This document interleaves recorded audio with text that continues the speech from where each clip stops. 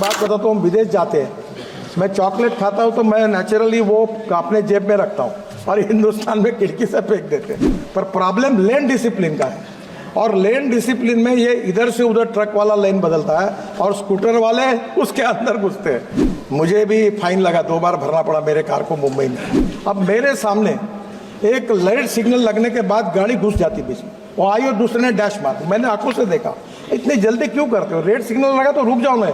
Road accidents के मामले में आपके उत्तर में विवरण है कि असम में लगभग 27,000 एक्सीडेंट्स हुए हैं और ज़्यादातर एक्सीडेंट्स उसी चीज़ के कारण हुआ जिसमें आपने अपने खुद का उदाहरण दिया कि ये ट्रक ओवरलोड होके आते हैं, बड़ी स्पीड में जाते हैं और रात के समय जब फॉग, और विशेष रूप से अब जो फॉगी कंडीशंस होते हैं शीतकालीन समय में, वो रात के या सुबह के 1 बजे 4 बजे जब जाते हैं, तो क्या आपकी मंत्रालय क्या कर सकते हैं इस संदर्भ में? क्या जो लाइटिंग के संदर्भ में क्या हाईवे कॉन्ट्रैक्टर्स अलग अलग जगह पे लाइटिंग डाल सकते हैं? क्या अलग अलग जगह पर लॉ एंड ऑर्डर कॉन्करेंट है क्या, लेकिन क्या आप सीसीटीवी कैमरा लगा सकते हैं ताकि जानकारी पुलिस तक पहुंचे, डेटा आपके पास रहे और जानकारी पुलिस तक पहुंचे ताकि जो भी ट्रक ओवर स्पीड कर रहा हो उसको हम पहले ही रोक लें? क्या इस प्रकार की कोई सकारात्मक सोच?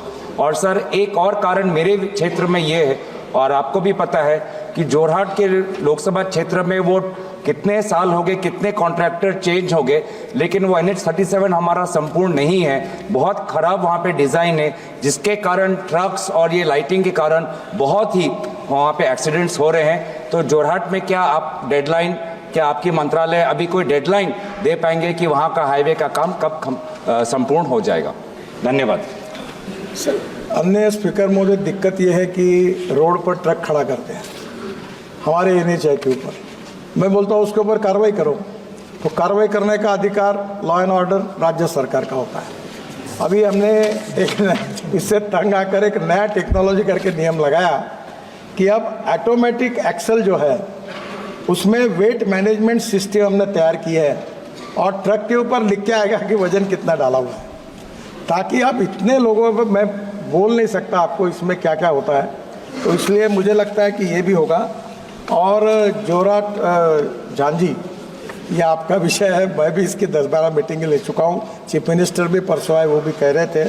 अब लगभग फरवरी 2025 तक ये काम पूरा होगा और अब नया कॉन्ट्रैक्टर ने दिया है और अब काम गति से चल रहा है, पर फरवरी 2025 को वो पूरा होगा। और ये जो कैमरे हैं ये हमने लगाए हैं और अभी हमने किया है कि हमारे पास खाली जगह पड़ी थी, तो हमने एक हम सफ़र करके योजना चालू की है, जहाँ पेट्रोल डीजल गैस स्टेशन होगा और वहीं बाजू में एक छोटा रेस्टोरेंट ढाबा भी होगा और कम से कम 10 ट्रक और 15-20 कार का पार्किंग होगा और वो छोटे जगह पर एक वॉशरूम, टॉयलेट्स भी होंगे और उसमें ट्रक वगैरह अंदर जाके जाएंगे। जो रोड पर पार्किंग करते ये एक प्रॉब्लम। दूसरा प्रॉब्लम हाई स्पीड, ये प्रॉब्लम नहीं है, पूरे वर्ल्ड में हाई स्पीड चलती है।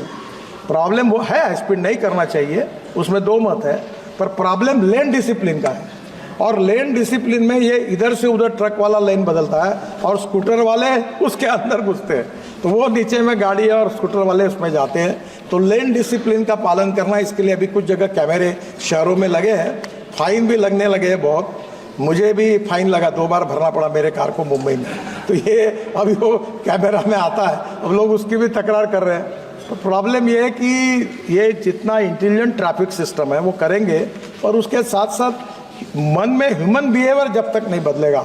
अब पूरे फिल्म स्टार अमिताभ बच्चन हर साल अभी कार्यक्रम है, सबकी मदद कर रहे हैं, क्रिकेटर की मदद ले रहे, सेलिब्रिटीज़ को ले रहे, स्कूल में कार्यक्रम कर रहे हैं। मैं आपको आह्वान करता हूं कि आपके एरिया में स्कूल के बड़े बड़े कार्यक्रम करिए, हमारे डिपार्टमेंट आपको सहयोग करेगा, एजुकेशन इंस्टीट्यूशन, यूनिवर्सिटीज़, ताकि हम रूल्स ऑफ द रोड के बारे में हम लोग उसका पालन करेंगे, वायोलेशन नहीं करेंगे। अब मेरे सामने एक लाइट सिग्नल लगने के बाद गाड़ी घुस जाती बीच में, वो आई और दूसरे ने डैश मार, मैंने आंखों से देखा। इतनी जल्दी क्यों करते हो? रेड सिग्नल लगा तो रुक जाओ ना। ये छोटी छोटी बातें जो है ये आपके सबके सोसाइटी के ऑल स्टेक होल्डर्स के सहयोग के बिना नहीं होगा। मैं आपको एक बात बताता हूँ, विदेश जाते हैं, मैं चॉकलेट खाता हूँ तो मैं नेचुरली वो अपने जेब में रखता हूँ और हिंदुस्तान में खिड़की से फेंक देते हैं। अब प्रॉब्लम ये है कि हमें बदलना पड़ेगा। और छोटे बच्चों के लिए कोर्सेस लगा है, कैंपेन चल रही है। वैसे आप लोग भी आपके कॉन्स्टिट्यूशन में इसकी मदद करिए। बस बॉडी कोड, ये एक मेरे से गलती हुई।